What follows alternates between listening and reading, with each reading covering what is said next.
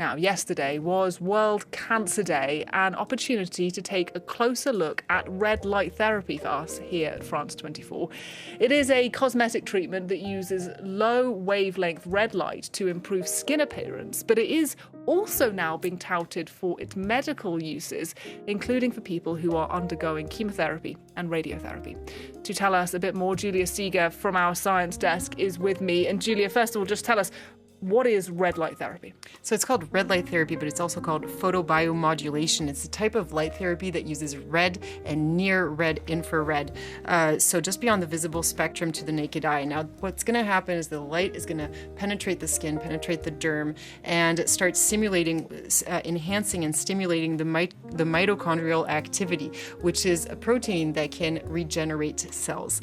Now, it actually was discovered almost by chance in the 1960s. A surgeon was experimenting with laser beams and to remove tumors from mice, and he really noticed that there was faster healing and quicker hair growth in those areas that were exposed to a specific wavelength of red light, and the technique only then became more widespread after the development of LEDs. Now, the light itself is completely painless, of course, and it's widely used in the cosmetic field to get rid of acne, but also cellulite, and today it's also used in oncology. Why? Because it helps heal damaged tissues, it helps improve immune response, and it reduces inflammation. So pretty much all of the side effects that you can have if you undergo heavy treatments such as radiotherapy and chemotherapy. If you undergo radiotherapy, for instance, you might experience what we call radiation dermatitis, which are skin burns, or mucositis, which is inflammation of oral mucus.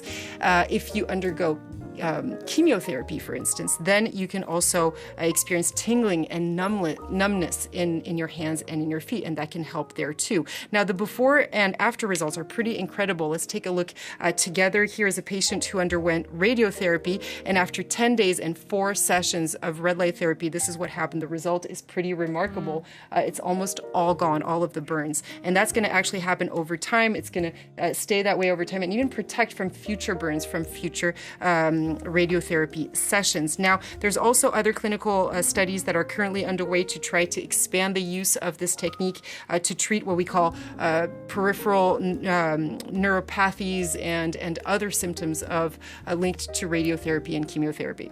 So those images are pretty impressive indeed, Julia, but beyond oncology, could the technique be used for other medical issues? It probably will, and it's starting to be used for other pathologies. So the main thing is that it addresses pain, right? So it could also be used for trauma, but also everything having to do with autoimmune diseases that create certain pains everywhere in the body. It also treats fatigue, so it could help with depression, for instance. And it's also now used for long-term effects of COVID, but also for pathologies that have no other therapeutic alternatives, like fibromyalgia, which is a huge problem. Also, it helps with hair growth, as I said earlier. So here it could actually help with alopecia.